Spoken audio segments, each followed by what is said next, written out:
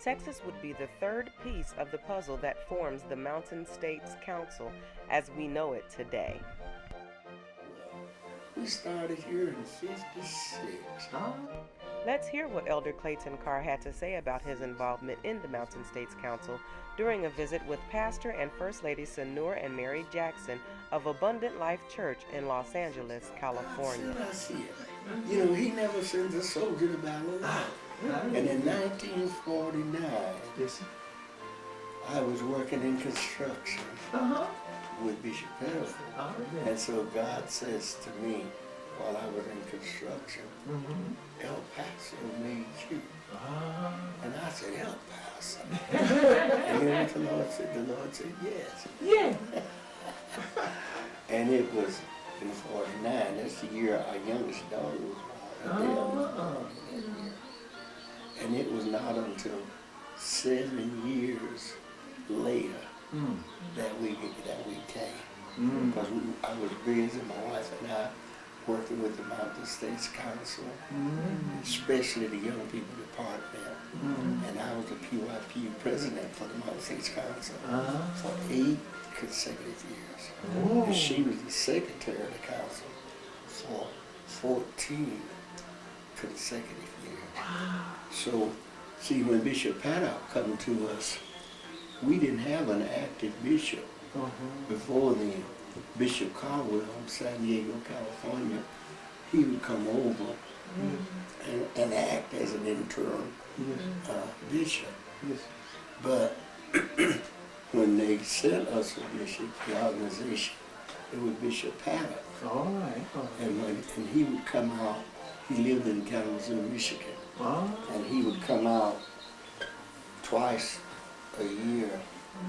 And so each time he would come out, I had my call, which I made known to my pastor and even to the council, and I couldn't tell the council about it without tears just streaming down my face. But I said, see, I was only 25 years of age when God gave me and my mom assignment.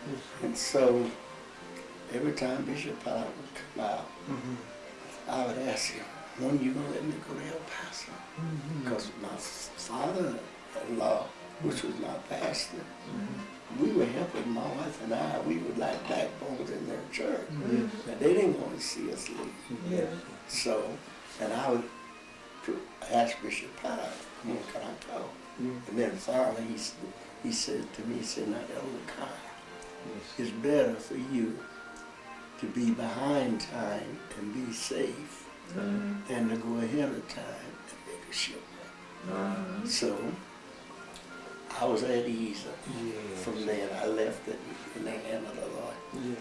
And then when the council met in Tucson, he had gone to California because he had a daughter who lived out there.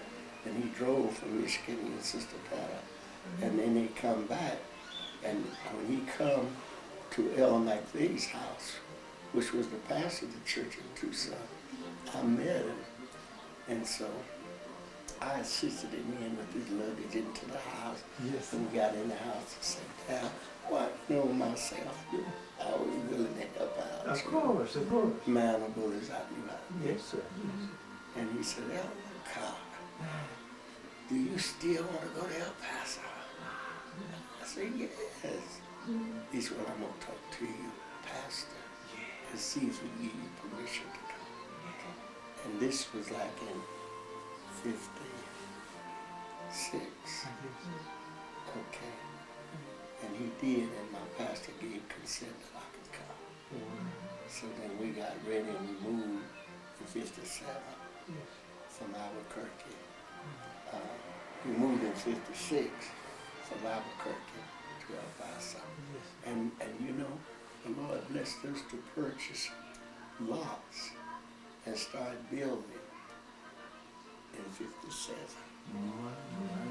And you see what I'm saying? And we didn't get here until like September of '56. And God moved rapidly. Hallelujah. Go ahead, Bishop. So went to work, and I got a full-time job in '57 to provide for my wife and baby. Yeah. And so, working a full-time job, Yes. and went and started building on the church. And so, it was in, like, you come, what, it was 61? 61. 61. Yes, sir. Well, and you remember you had to rebuild those steps. Yes, sir. And anyway, the building was completed in 62. Uh-huh. And so when the August Council come in 62, Bishop had come out and we dedicated Bethlehem Temple. Bethlehem. Yeah. But you know, it was marvelous how God, see, some people talk to talk, but they don't always want to walk the walk. Yeah, true. We lived in this little house with not a full bath Yes, sir. for 6 years. You know what I'm saying? And when the church was dedicated, Yes, sir. that same year, the Lord blessed us to move into a 3-bedroom house, fully furnished. All we had to do was to take over the payments.